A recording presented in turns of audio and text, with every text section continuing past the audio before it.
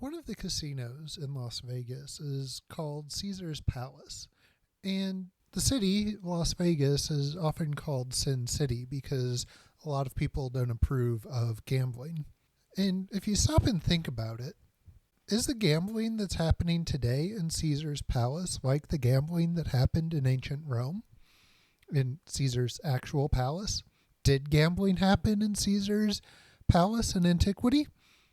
Let's take a look. And first, let's talk about our sources, because there's a lot of things we do and don't know about Roman games and gambling. First, let's take the example of modern Monopoly. We have a lot of game pieces, we have a game board, we have fake money, we have property cards, houses, hotels, and a rule book. A lot of these will not survive 2,000 years from now because they'll have rotted away. The rule book will be gone, the board will be gone, the money, the cards, they'll all be gone. The only things that will be left are the game pieces and the houses and hotels. And someone might figure out that these were used for something like Monopoly, or the dice might stay too if they're plastic. But a lot of this is going to be a mystery to people. And that's sort of what we have with ancient games, that we have references to them in literature, just like people might refer to Monopoly in a book today. But we don't have all of the rules for a lot of these games, and we don't have a lot of the pieces. So we have to put it together based on what we know from literature and the archaeological evidence. And some of the most famous games and pieces of entertainment in the ancient world were chariot races and gladiatorial fights. Chariot races in the Circus Maximus could hold 250,000 people. And these spectators, as Tertullian tells us, were coming in and placing bets on which teams would win the races, because there were different factions, the red, the blue, the green, and the white teams. So you could easily bet on which team would win in a certain match. We don't know, or at least I don't know of any evidence about betting on gladiatorial games. If you found some, I'd love to hear about it. One of the reasons for this might be that it's easier to bet on a color team than it is on a gladiator. You don't know for sure if and when they'll fight that day or who they might be fighting, since there's a lot more unknown in that system. So what other games do they have that were less grandiose and large scale? Well, first there were Astragaloi or Tali. Astragaloi is the Greek name and Tali is the Latin name for knucklebones, coming from the knucklebones of animals. And there were different ways to use these. You could throw them up in the air and catch as many as possible on the back of your hand, sort of like jacks. Or you could use them sort of like target practice and throw them into a jar or a dirt hole. Or you could use them like dice. And these are some pictures of some Astragaloi here. And different sides of them would have different point values, 1, 3, 4, or 6. And it's a little bit unclear what the point system is, whether it was the side facing up or the side facing down that would get different points. We do know that the most important or the best throw was the Venerius or the Basilicus. Venerius meaning of Venus and Basilicus meaning like kingly. Those throws that were the highest points, but how you add up to that is a little bit less clear. They're used the same way as dice at times, like in this statue of a girl playing with knucklebones like dice. And they did have dice. So these are examples of dice that look very, very similar to our modern dice. So ancient Romans could also play with dice, rolling for like the total number of points or even or odd, something like that. Since people were using weighted dice and didn't like the possibility of people cheating with dice or palming dice, there were a few ways to work against cheating. One pictured in the right would be to use jars or cups to roll the dice for you. Or, like in the dice tower on the left, to put the dice in the top, they'd fall down and sort of roll down the steps to get the actual roll. And this dice tower says Pictos, Victos, Hostes deleta, Ludite securi. The Picts have been defeated, the enemy has been destroyed, play safely. Or being safe, play. So they're encouraging you to have fun and play in a German area where this was found. In the right, they're at a tavern playing dice, and different wall paintings seem to show people escalating this and getting in trouble with the tavern keeper. So it could be a game that people get really into and cheat or fight about. We also have coin tosses. Instead of heads or tails, they would say Capita aut Navem, heads or ship.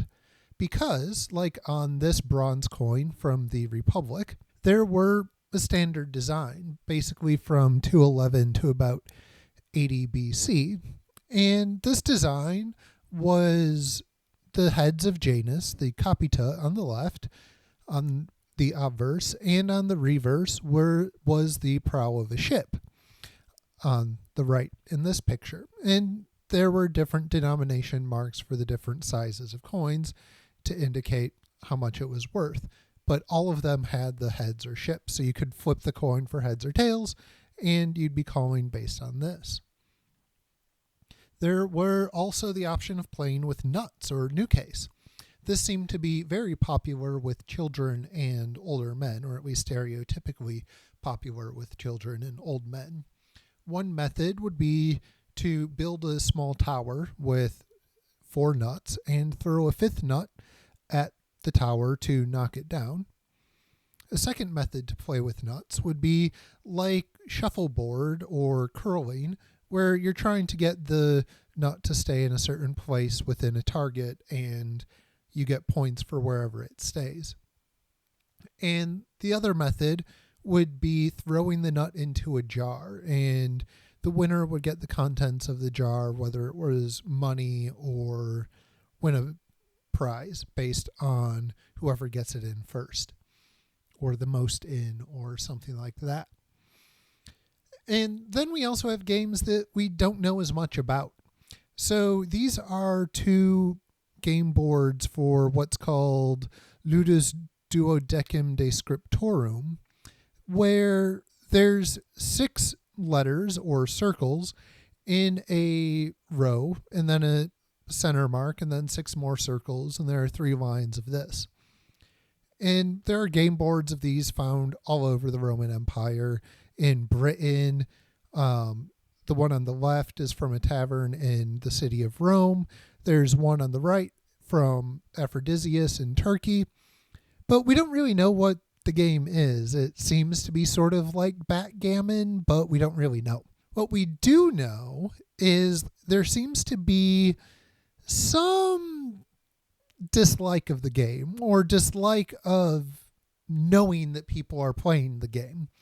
So instead of the openness of the game board on the right, there's the hidden billboard quality of the board on the left, where it's an advertisement for the bar. Abemus in cana polum piscem pernam paonem or paonem benetores. We have in the dinner chicken, fish, ham, peacock, hunters.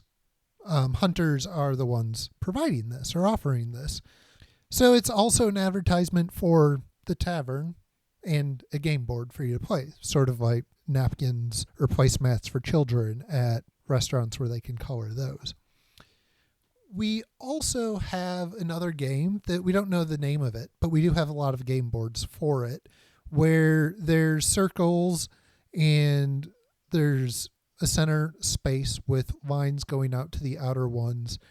It's called Rota by modern people, meaning wheel, but we don't really know how it's used. And it's found in, again, places all over the empire, whether in Libya, northern Africa, or Turkey and the city Ephesus. these carved in very public places. Then finally, we also have a game called Ludus Lotrunculorum, or the Game of Bandits. This seems to be a strategy game that's very similar to chess or checkers, a combination of the two where you're trying to capture and rob your opponent. So, are these popular? Are these acceptable? Are they even legal? Let's look at some literary evidence about this. You can read all of this epigram by Marshall if you'd like. I'm just going to focus on a few points. It's talking about a school child who's going to his teacher who yells at him for having a dice box, and it's sort of rattling, so he's getting called out. And then this kid or another gambler is having to beg for mercy from the aedile. And aedile is a Roman magistrate who is presumably punishing gamblers. But then later in the poem, we also have references to playing games in December for the Saturnalia, or games on the calends of March, which was the date of another religious festival.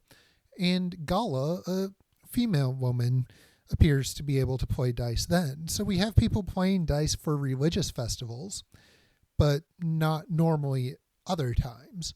So you can get some entertainment on festivals, but it's not supposed to be a daily thing, is what we can take away from this poem of Marshall. We have another poem from Horace that seems to confirm this, that it's encouraging molding sons by harsher methods, or minds by harsher methods, such as hunting or horseback riding, as opposed to playing with a Grecian hoop, sort of hitting it along the road with a stick, or dice, the unlawful dice, the dice forbidden by laws.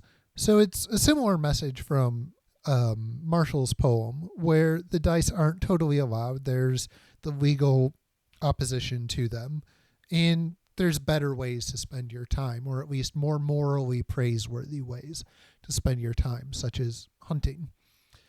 But on the other hand, here's a rather long anecdote from a biography of the Emperor Augustus, and talking about other people in the imperial circle, including his stepson and successor, Tiberius. And in it, they're playing dice all day long for massive amounts of money. 20,000 sesterces is what the emperor lost. And that would be a lot of money that could buy lots of food. That a quarter of a sesterces was buying bread in Pompeii a few decades later. So this is an insane amount of money they're playing for. And they're playing board games just outside of a law court on the steps of the Basilica Julia in Rome.